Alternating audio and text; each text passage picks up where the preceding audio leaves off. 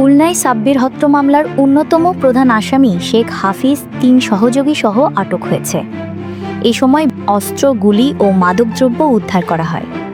গতকাল বুধবার ১৩ আগস্ট ভোররাত আনুমানিক ৩টায় খুলনা আর্মি ক্যাম্প হতে একটি দল গোয়েন্দা তথ্যের ভিত্তিতে রূপসা উপজেলার আইচকাতি মধ্যপাড়া এলাকায় যৌথ বাহিনী একটি বিশেষ অভিযান পরিচালনা করে।